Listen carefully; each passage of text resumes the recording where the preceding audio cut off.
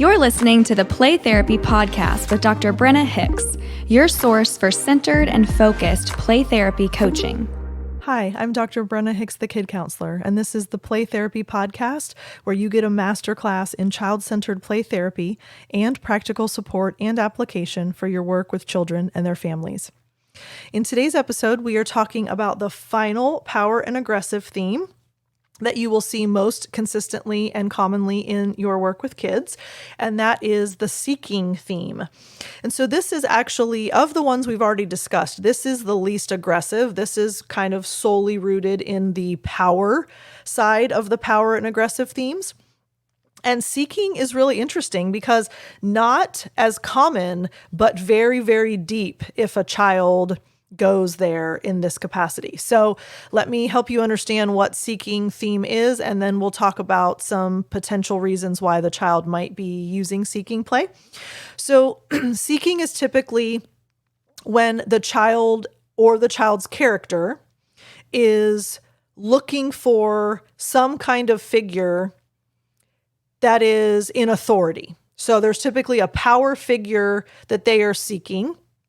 And now that can be a parent, a teacher, a judge, the boss of the entire scenario that they're playing out, and those are kind of legitimate power figures, right? So a child would understand that teachers, bosses, parents, judges, those are all in actual authority. But then sometimes kids will seek kind of supernatural powers, and that might be such as wizards or fairies, God, Jesus, the spiritual side of life. So it can kind of go in two different ways. It can be an actual power figure that the child would actually understand exists in the real world, but then it can also shift to kind of the supernatural or mystical kind of scenario where there's wizards, witches, fairies, God, Jesus, the more spiritual realm.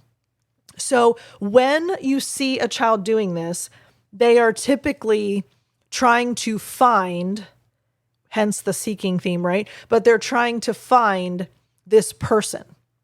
And so they want to find them and then therefore kind of consult with them. So it's a means to an end, and they are essentially bringing this theme in so that when they finally find this power figure that they're looking for, their anticipation is there will be an answer, or there will be a solution, or somehow it will work out because they have found this person that is able to make everything right. So this can have several meanings. So let's look at those. So sometimes the child needs or wants a figure in their life to make things right. So I'm actually working with a little girl right now. She's been in a very, very long custody battle. And it's actually not between mom and dad. It's between grandparents and parents. And she's very well aware that a judge is involved. She's very well aware that there's legal stuff going on. And she will pretty consistently bring up a judge in her play. And so when a child understands, I need something to be made right, and therefore, what can I think of in my head is the person or the figure with the authority to make things right, that's who I'm going to seek, because that will solve the problem.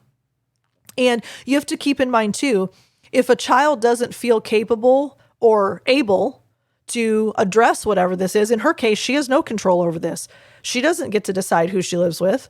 So people outside of her control are making these decisions for her. And therefore, the child feels ill-equipped to handle whatever the scenario is. So what do you do when you can't handle it? You go to somebody that can. So sometimes this is a parent. I want mom to make my brother stop hitting me. He hits me all the time and it doesn't feel good and I don't like it and it's not fair. And I want mom to stop him from hitting me. So there's usually a sense of someone in authority has the power to do something about this scenario. I need to find them and I need to play it out. Another option is the child is hoping for kind of some magical solution. So feasibly speaking, practically speaking, this figure they're seeking is not actually going to solve anything, but the magical solution is a possibility. So the witch can make a potion, or, you can pray to God and he's going to do something supernaturally. So there's this hope for this magic scenario where the issue no longer exists. And you will often also see this in kids that grow up in really spiritual homes, very religious homes. So if they have a very solid foundation of a faith or a religious background, they will sometimes bring that in because as a family, they believe in the supernatural power of whomever, is at the height of their religion and their family. So if you have kids growing up in a Christian home, they will play out God and Jesus as the authority figure to whom they pray and they trust that's going to take care of things. In other religions, obviously, there would be other figures that hold that position.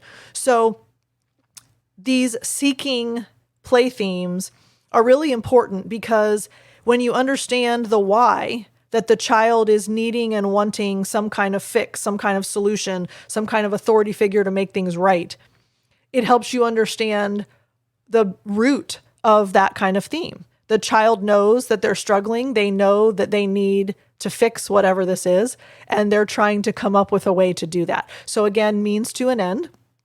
But this is not in any kind of aggressive way. It's definitely more of the power and control type of approach. So I hope you find that helpful. We have now covered the most consistent power and aggression themes. So I hope that gives you a pretty good understanding and sense of what you might see in the playroom thematically when kids are in that power and aggression. Gosh, I cannot say that word today. Power and aggressive situations. And keep in mind too, we have to be careful with how we communicate this to parents. So we always want to give them very high level view of theme, very high level view of why it's significant, because let me back up. So I have therapists in my training cohorts right now. And one of the questions that consistently comes up is, so how much do I tell parents? So I'm supposed to say this to parents, so I'm not supposed to say this to parents. And I wanted to make that clear before we move into the nurturing themes and the family themes, I don't want to say no, that's an absolute, but most parents are not going to have any kind of issue with you discussing their child playing out family and nurturing themes. Those are positive, happy, make you feel good kind of themes, right? But if you start to tell a parent that their child is playing death theme, or they're playing victim aggression theme, or they're playing devouring theme, that can be really difficult for a parent to hear. It can scare them, alarm them, make them feel like something's going on that they're not content with. So we always want to make sure, especially with negative themes, the caveat being no theme is negative. They're all valuable and worthwhile and helpful for the child. But what can be perceived as a negative theme from a parent that doesn't really understand the process, we have to be careful the way that we discuss this. So we kind of give them 10,000 foot view.